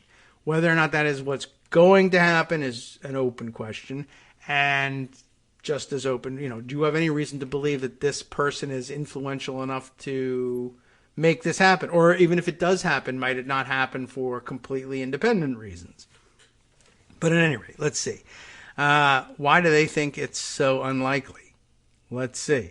An article written by a Chinese scholar went viral on social media over the weekend due to the author's urging of the People's Republic to, quote, cut off Russia as soon as possible. Titled, Possible Outcomes of the Russo-Ukrainian War and China's Choice. It was written by Hu Wei, who's described as the vice chairman of the Public Policy Research Center. We're going to read this whole thing again. Public Policy Research Center of the Council's Office of the State Council, the chairman of Shanghai Public Policy Research Association, the chairman of the Academic Committee of the Chahar Institute, a professor and a doctoral supervisor, right? Yes. Perhaps because of his titles, plenty of influential Western accounts that are critical of Russia's special military operation in Ukraine, quote unquote, shared this article with a significant share of them falsely implying or claiming that he represents the Chinese state. So don't make that mistake. That is not true. In fact, Hu actually represents none other than the Carter Center, which runs the U.S.-China Perception Monitor that published his article, according to its own About Us page. Of course, what they ran was the English translation of it. I don't know if they published the Chinese version. I don't know if that's accurate to say. Nevertheless, falsely presenting him as the voice of China, like those influential Western accounts did, I don't know if the one we read did or not, is tantamount to a psychological operation, or PSYOP, intended to manipulate its targeted audience's perceptions about Russian-Chinese relations. These folks would like nothing more than to see whose political fantasies come true. That would be great, as a matter of fact. And I guess I did have that question mark about why the Chinese would downplay their own role everywhere. And maybe they weren't. He was. He might have reasons for it. I thought he was playing to the strengths of Beijing myself in downplaying or not even mentioning the Chinese inroads elsewhere around the world as an idea of hiding the ball for that, so that they didn't get, we didn't pay attention to it. That would be good for the Chinese. Maybe that's why he won't land in prison. Then again, maybe he will. Anyway, these folks would like nothing more than to see whose political fantasies come true. Since there's no realistic chance of that happening, though, most of them are content with misportraying his influence in the People's Republic in order to mislead as many people as possible about the future of relations between those two multipolar great powers. China is politically neutral in the ongoing conflict, but has also rebuffed American demands to jump on the declining unipolar hegemon's anti-Russian sanctions bandwagon. These two also agreed to a reaffirmed strategic partnership pact early last month during President Putin's trip to the People's Republic to attend the opening ceremony of the Beijing Winter Olympics. That document is officially titled The Joint Statement of the Russian Federation and the People's Republic of China on International Relations Entering a New Era and the Global Sustainable Development. That might be bad translation, but that's what it says. Upon reading it, any objective observer will realize that Hu's proposal will never come to fruition, since it contradicts the very essence of the detailed agreement that both parties just concluded. Although you might say, well, has the failure, at least, so far, of the invasion of Ukraine, both militarily and in public relations aspects, changed the view of things from Beijing? I know what we signed, but are we going to still abide by it given what's happened? On the other hand, it would be kind of ridiculous to think that the Chinese at that point weren't aware of the fact that this invasion was going to take place. Most people were. And it's also possible that the Chinese had an inkling of how it would go, but I don't know. That might have surprised them as much as it surprised us. Those influential Western accounts that shared Hu's article without specifying that it was written for the Carter Center and misportrayed him as a prominent force in shaping the foreign policy of the People's Republic, and I don't even know that we really did that, owe it to their audience to clarify everything as soon as possible. Otherwise, they'll be complicit in carrying out a literal psyop aimed at misleading their audience. Hu's proposal has absolutely zero chance of being promulgated in practice, but pretending that it might constitutes an abuse of the trust that these people's audience placed within them by following their work on social media. I think this is overstating the case. They deserve to be made aware of February's reaffirmed Russian-Chinese Strategic Partnership Pact, as well as to be informed of the fact that he published this piece at a U.S. think tank, not a Chinese one. I don't recall exactly how Greg introduced this thing, but I don't think that we're particularly guilty of saying, yep, that's a Chinese official saying how it's actually going to be. I think it was pretty, I don't know, maybe it was explained. If not, I think we're covered now.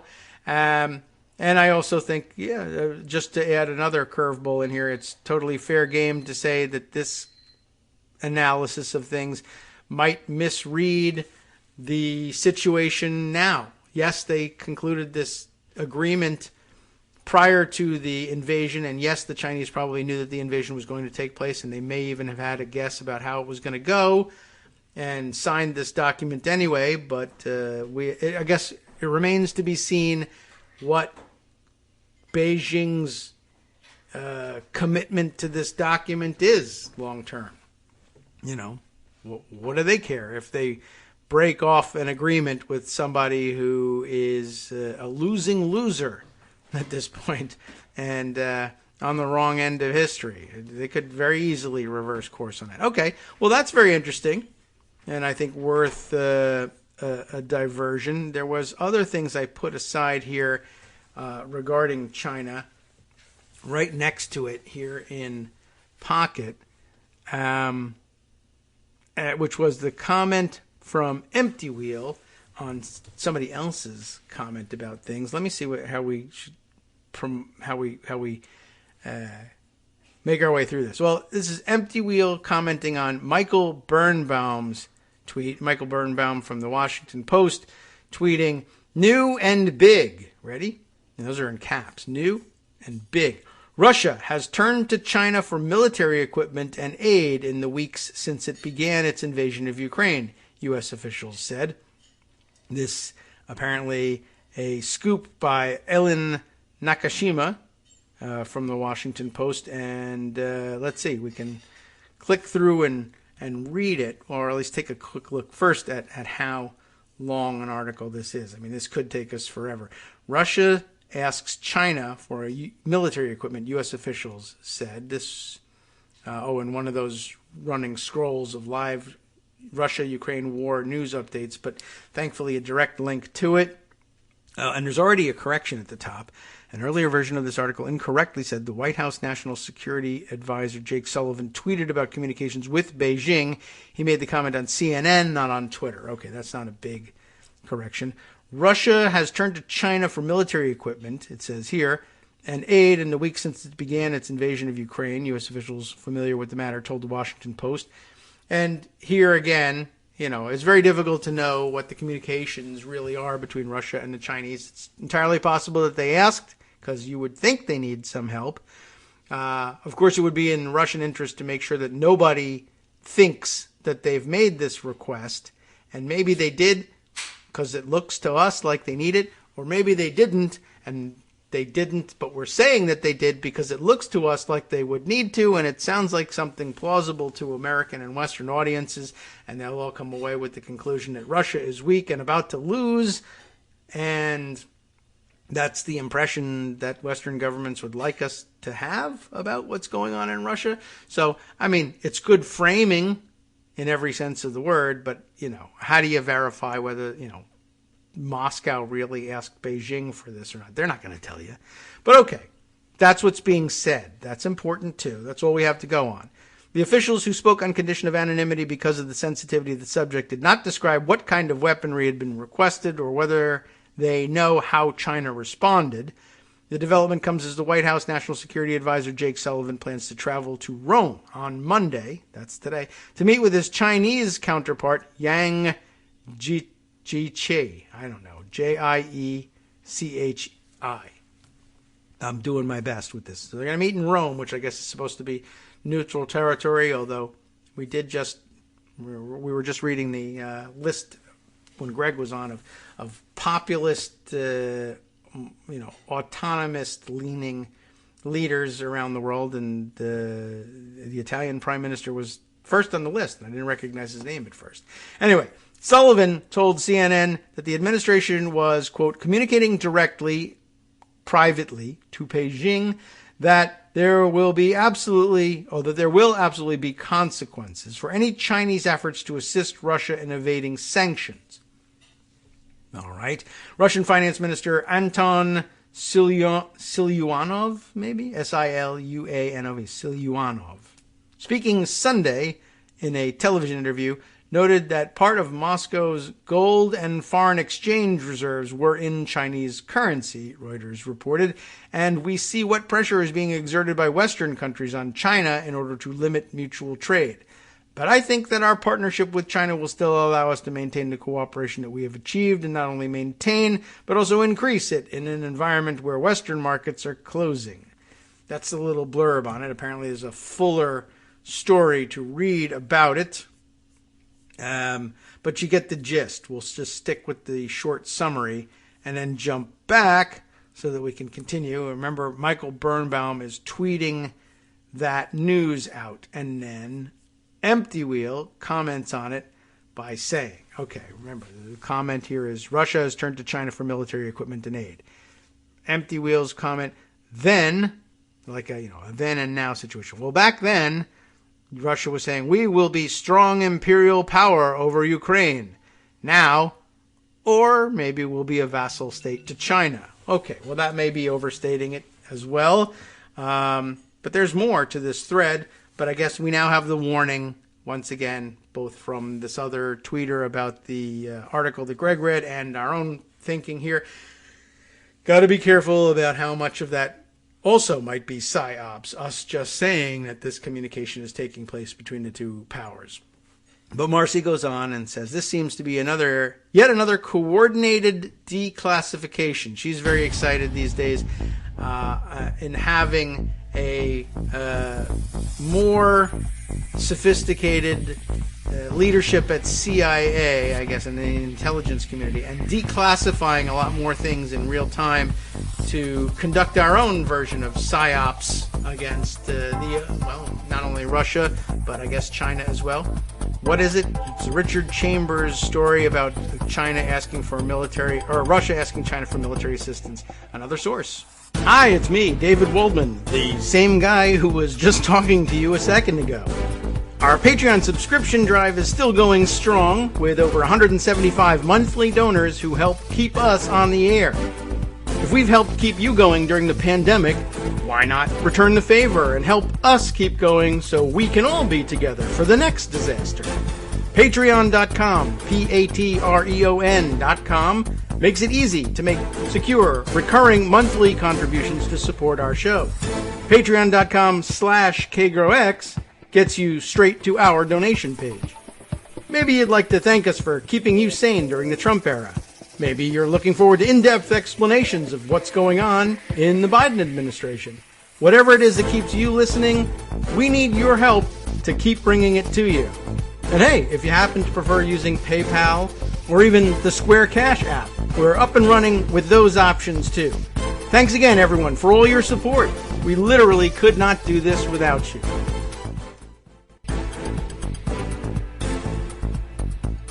All right, welcome back now to the Kagro in the Morning Show here on Roots Radio. Let's see, lots more to catch up on. Oh, let me jump back to where we left off with Empty Wheel. Just saying, basically bringing 2 or 3 more sources to the fore, saying the same thing, but of course, these are, I don't know what. Let's see, there's something in the Washington Post, and something in the New York Times. So there are several sources saying this. Let's see, which one are we looking at here? This is in Financial Times. Russia asks China for military assistance in its invasion of Ukraine. And then something from the New York Times. This one entitled, Russia asked China for military and economic aid for Ukraine war, U.S. officials say. The fact that there are multiple credible U.S. outlets publishing the same thing ordinarily gives us license to say, all right, well, it's kind of a confirmed story at this point. However, and I don't know if this is Marcy's intention, I think it might be different, but you can take a different conclusion. Her conclusion of it is saying, having a former diplomat as CIA director is fun, as the kids say, AF. She didn't say it. She just spells the whole thing out. Fun as F, whatever. Right? We should do this all the time. So she's really enjoying this. However, now I'm beginning to wonder whether, if you were kidding about that, or, as they say, I guess, if you were a diplomat running the CIA, it wouldn't be, well, it's not, I'm joking. I'm running an operation here. If you needed the Western world to believe that Russia was asking China for military help, for whatever reason, you couldn't do it better than by telling the Washington Post, the New York Times, and the Financial Times, and whoever else, that was the case, and having them publish that, because then Americans will read it and say, only logical conclusion is that's really happening because 3 newspaper outlets have it. Maybe it is happening. I don't know. I'm not offering it as a defense for anybody. I'm not pro-Putin. I'm just saying, I don't know. Now that I've had a warning from somebody else saying, this might not be exactly what's happening. I mean, it's not incompatible, these two things, right? The Russians could have asked for Chinese assistance, independent of what Hu Wei has to say about whether or not the Chinese ought to offer that assistance. Right?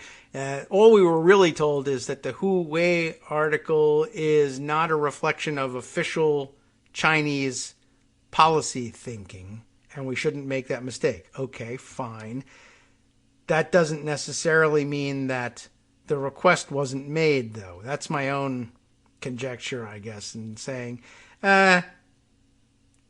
it's entirely possible. That's the sort of thing that we would want, for whatever reason, to, that's the picture of Russia's military strength that we want to portray. And an easy way to do that would be to give that somewhat sensational story to the major outlets and have them print it. And a Russian or Chinese or both joint denial of it, would just be taken as, well, of course they're going to deny it. So it's a pretty good setup. But I don't know. So this solves nothing for us, but all things to ponder and think about. And I guess, I don't know. I guess we can all easily make the Francis Fukuyama mistake and declare the end of history and be totally wrong about it because we were fooled by what was going on. All right, moving on to other stuff of other kinds. Lots to take a look at. Here's a story that also may or may not be true, and what the hell, we'll just share it with you because it's in a reputable publication and it's not my fault, and I didn't report it, but it's out there. Mother Jones, David Korn, all reliable sources, have this news: a leaked Kremlin memo to the Russian media. Now, we don't ordinarily get a hold of a lot of leaked Kremlin memos. So that's the sort of thing that makes you say, really? Because it's awfully convenient. What does the memo say? It is, quote, essential to feature Tucker Carlson. We're all pretty primed to be angry at Tucker Carlson and to consider him more or less a traitor to everything. So why not continue to feel that way by reading this article? The Russian government has pressed outlets to highlight the Fox host's Putin helping broadcasts. And that's actually quite easy to envision. And I think that some of the monitors that we know of on Twitter who are capable of monitoring Russian media say this is in fact the case. They do in fact play clips of Tucker Carlson from Fox News broadcasts on official Russian state media because it's helpful to them. And that's pretty obvious. We all probably here on this show anyway reach the same conclusion about Tucker Carlson. But, fair warning, we don't really know what the Kremlin is telling anybody. On March 3rd, as Russian military forces bombed Ukrainian cities as part of Vladimir Putin's illegal invasion of his neighbor, the Kremlin sent out talking points to state-friendly media outlets with a request. Use more Tucker Carlson. And then, quote, it is essential to use as much as possible fragments of broadcasts of the popular Fox News host Tucker Carlson, who sharply criticizes the action of the United States and NATO, their negative role in unleashing the conflict in Ukraine, and the defiantly provocative behavior from the leadership of the Western countries and NATO toward the Russian Federation and towards President Putin personally. Advises the 12-page document written in Russian. Everything's written in foreign language today. It sums up Carlson's position. Quote, Russia is only protecting its interests and security. The memo includes a quote from Carlson, which is, and how would the U.S. behave if such a situation developed in neighboring Mexico or Canada? I don't know whether I heard him say that or not, but okay. The document, titled For Media and Commentators, parentheses, recommendations for coverage of the events as of 303, was produced, according to its metadata, at a Russian government agency called the Department of Information and Telecommunications Support, which is part of the Russian security apparatus, but then they just arrested the whole Russian security apparatus, It was provided to Mother Jones by a contributor to a national Russian media outlet who asked not to be identified. The source said memos like this one have been regularly sent by Putin's administration to media organizations during the war. Independent media outlets in Russia have been forced to shut down since the start of the conflict. The March 3rd document opens with the top-line themes the Kremlin wanted Russian media to spread. The Russian invasion is, quote, preventing the possibility of nuclear strikes on its territory, even though Ukraine doesn't have nuclear missiles. Ukraine has a history of nationalism that presumably threatens Russia. The Russian military operation is proceeding as planned. Putin is protecting all Russians. The, quote, losing Ukrainian army is shelling residential areas of eastern Ukraine controlled by Russia. Foreign mercenaries are arriving in Ukraine, and they do say, I think it was the Russians actually trying to tell people that they were recruiting fighters from Syria, which seems unlikely to me, I guess, but I suppose it was unlikely to me that the Russians were so welcome in a combat role in Syria in the first place, but you'll take whatever you can get when you're under fire, I guess. And I wonder whether they were able to convince people to return the favor by coming to fight in Ukraine. It just seems like mostly, nah, no thanks. But that's only to the extent the request was actually a request and that the compliance was voluntary. So I don't know. Anyway, back to the messages they wanted to convey. Foreign mercenaries are arriving in Ukraine. Though they might be willing to, they might also be saying, yeah, the other side is using them. That's bad. Europe, quote, is facing more and more problems, unquote, because of its own sanctions. And there will be, quote, danger and possible legal consequences, unquote, for those in Russia who protest the war. That seems to be the case. The document notes that it is necessary to continue quoting Putin. It claims that the hysteria of the West has reached the inexplicable level of people calling for killing cats and dogs from Russia. What?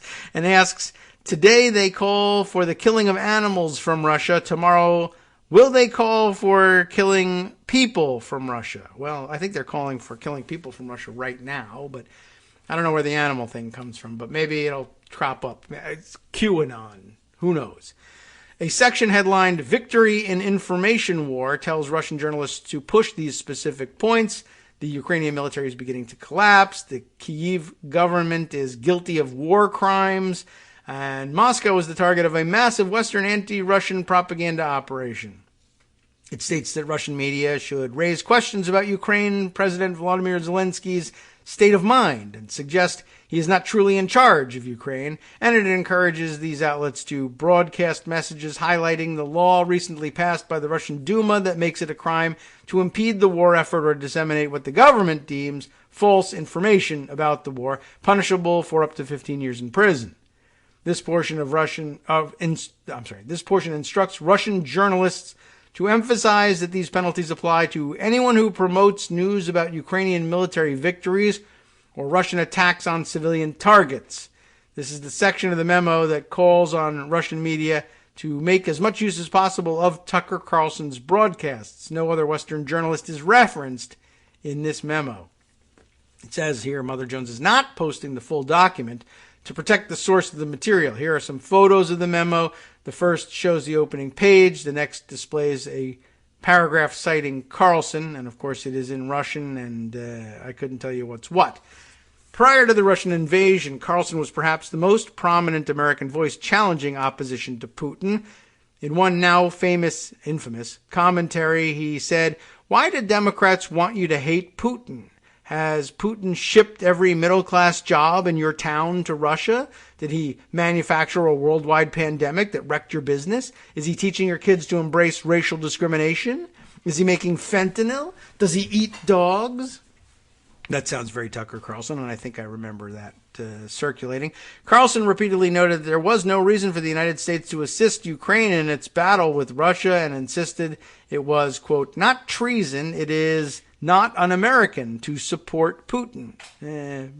I think he's lost that battle now, but he contended that Ukraine was, quote, not a democracy, but a client state of the U.S. government. which used to be a good thing among conservatives, but okay. After Putin attacked Ukraine, Carlson ceased his anti-Putin rhetoric and shifted to a new line, that the United States and the West purposefully goaded Putin into launching the war. Carlson said it was obvious that getting Ukraine to join NATO was the key to inciting war with Russia. He asked, why in the world would the United States essentially seek war with Russia? How could we possibly benefit from that war? He said he did not know. More recently, Carlson mouthed Russian disinformation, and he did so as a new set of Kremlin talking points once again pushed Russian journalists to cite the Fox hosts.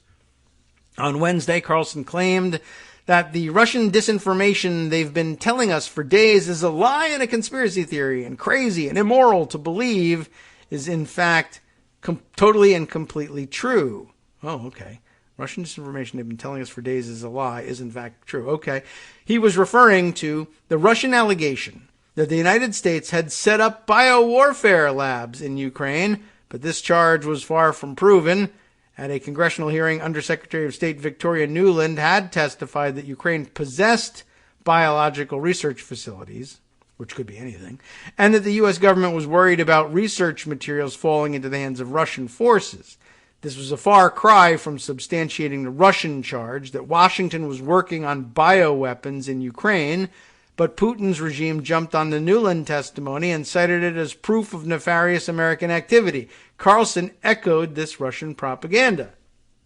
A March 10th recommendation for coverage memo from the same Russian agency highlights this bioweapons allegation as a top talking point for Russian media, noting the message should be that the activities of military biological laboratories with American participation on the territory of Ukraine carried global threats to Russia and Europe.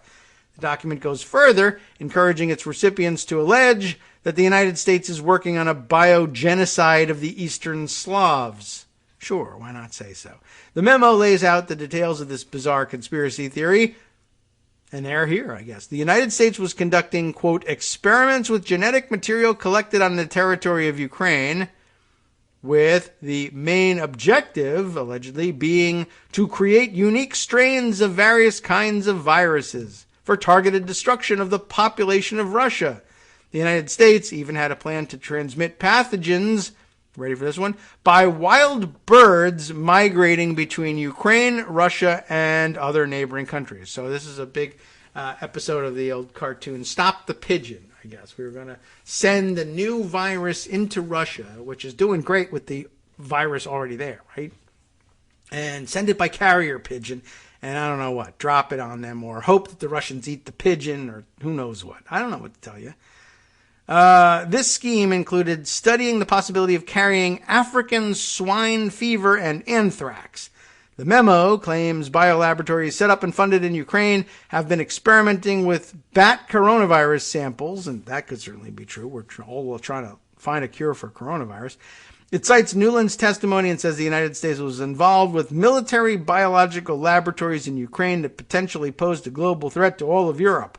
Carlson has amplified a slice of this Russian propaganda. The March 10th memo advises Russian journalists to cite Carlson on another matter, how the economic sanctions imposed on Russia would harm Americans. American analyst and Fox News journalist Tucker Carlson called President Biden's sanctions a punishment for the American middle class. Biden explained that he was going to punish Putin by banning Americans from buying Russian energy resources, but the problem is that markets around the world are already ready for Russian oil, starting with China, India, and Turkey.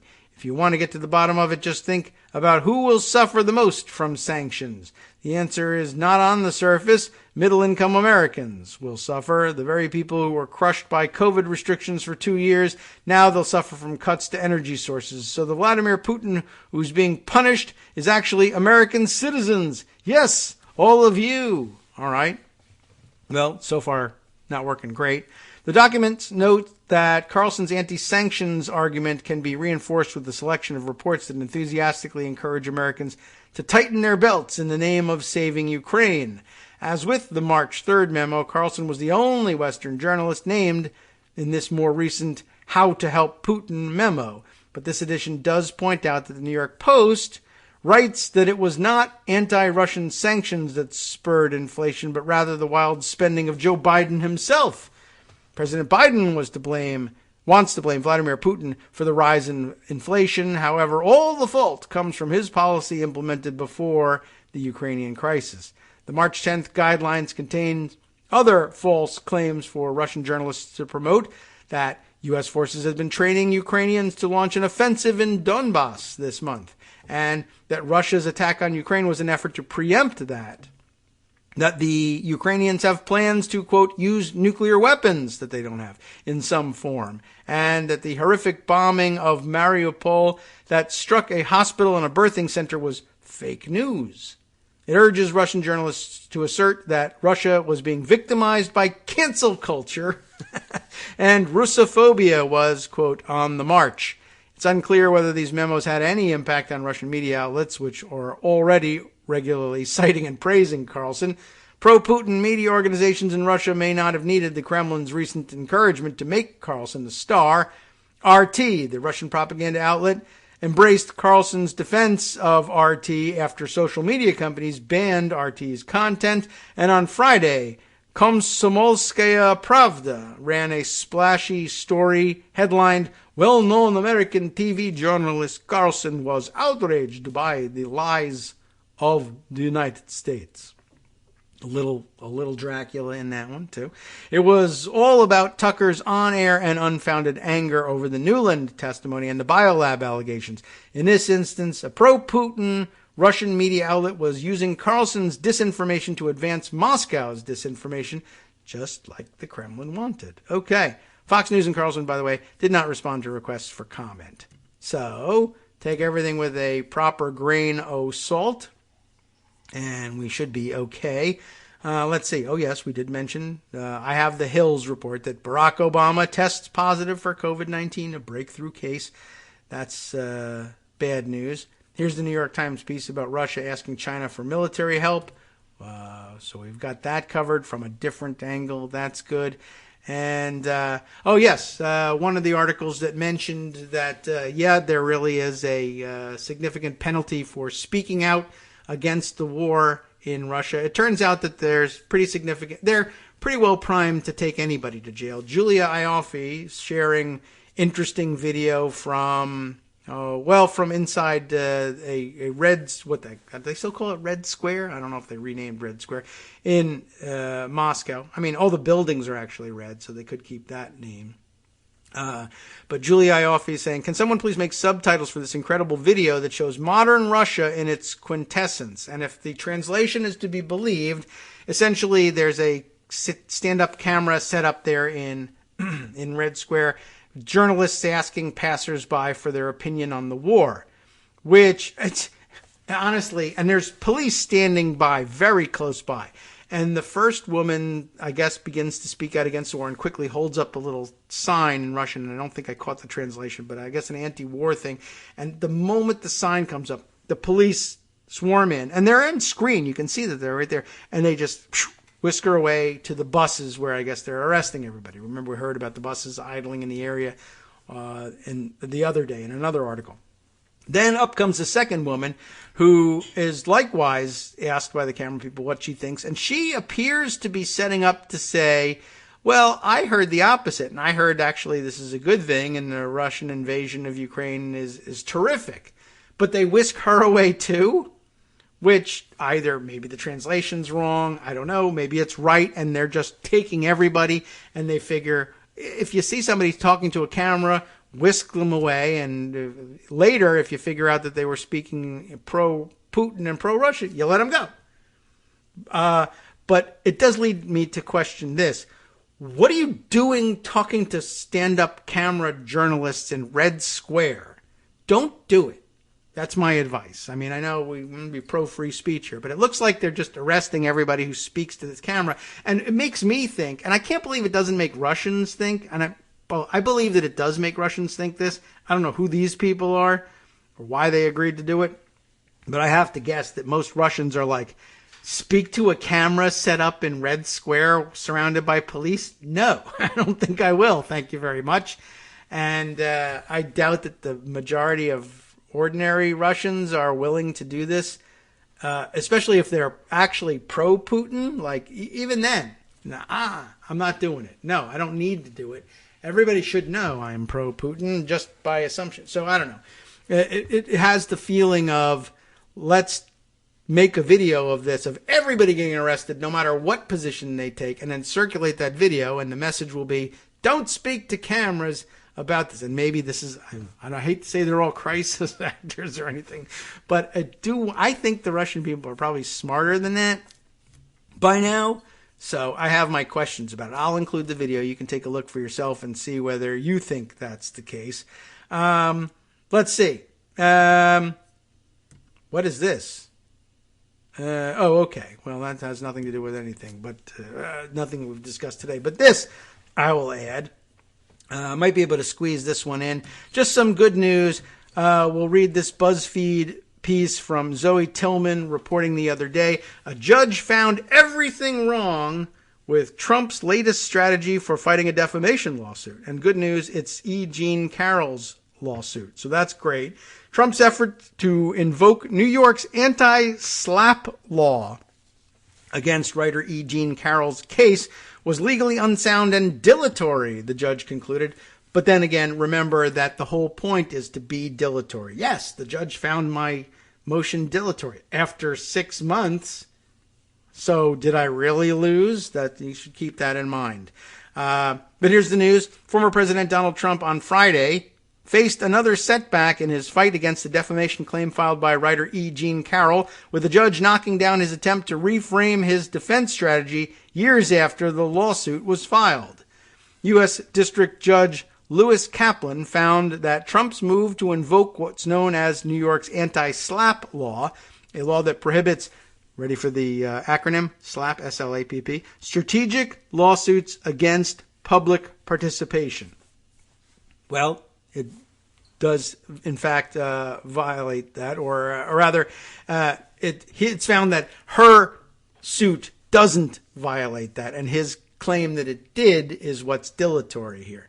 So, where were we? U.S. District Judge Kaplan found that Trump's move to invoke the anti-SLAPP law is aimed at, this is just poorly constructed, but Trump's move to invoke the anti-SLAPP law wouldn't hold up against Carroll's allegations and conflicted with federal court rules. The rest of it is explaining anti-SLAPP.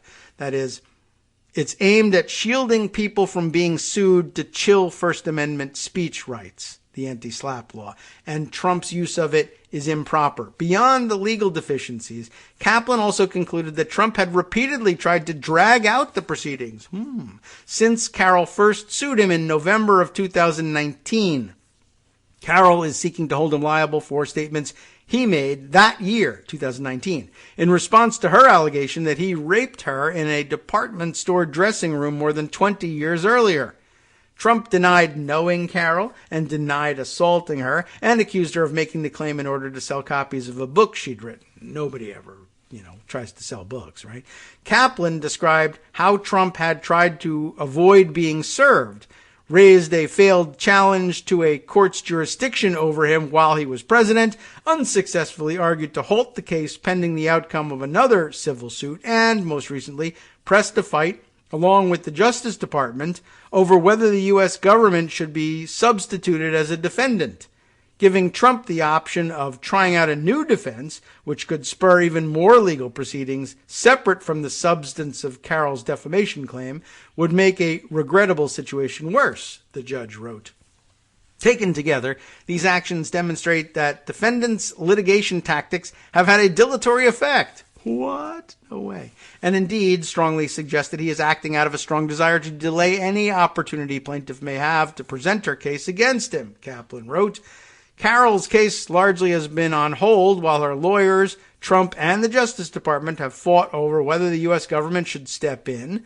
In September of 2020, DOJ had moved the case from state court to federal district court in Manhattan. The government's position, when both Trump was president and after he left, is that Trump was acting in his official capacity as president when he publicly responded to Carroll.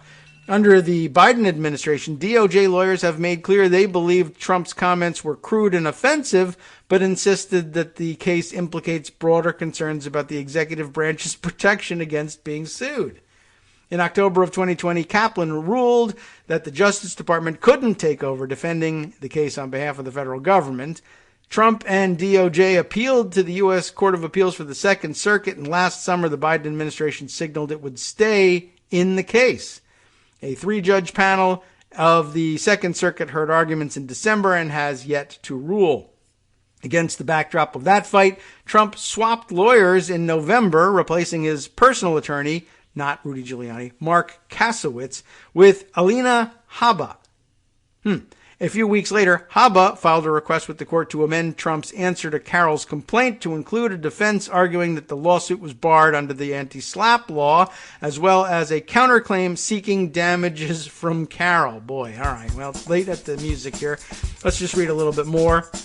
Also under the anti-SLAPP law, looking for those damages, she had to refile the motion in January after the court posted a notice that there were errors in the original version, so she's no better than any of his other lawyers. Kaplan found that Trump's legal efforts to bring the anti-SLAPP law into the case failed on multiple levels. The judge first wrote that as an affirmative defense against Carroll's claims, the anti-SLAPP law wouldn't help Trump. Trump would have to show that Carroll's case lacked substantial basis in fact and law. The judge held that Carroll's claims at this stage of the proceedings that Trump defamed her by denying the allegations and making disparaging and insulting remarks would clear that bar. All right, well, there's a little bit more that we're not going to be able to finish with all of that. But basically, what the judge here is saying is, the anti-SLAPP law is a real thing, but you don't meet any of the elements of invoking that. Why are you doing that? You're just trying to delay things. And yeah. What they really should be looking for, and maybe Carroll's lawyers eventually will get around to it, they need to deal with the substance first, is sanctions for having done that. But of course, that's a rare thing, which is what leads to people like Trump deciding they can abuse it anyway in the first place. Another one of those stupid laws with no teeth, because no one will ever do any of this stuff. Well, one of the other things people will never do is tune out from Netroots Radio right now, and you'll never do that because Justice Putnam is next with the West Coast Cookbook and Speakeasy. From netrootsradio.com. You have been listening to Kagro in the Morning with David Waldman. Well, of course, Justice has news on all the things you would expect at this point, but some of the unexpected, like the Spanish Inquisition and the West Virginia legislature's Republican supermajority failing to pass a controversial bill restricting how race is taught in public schools because they missed a midnight deadline. These people suck at everything. Stay tuned.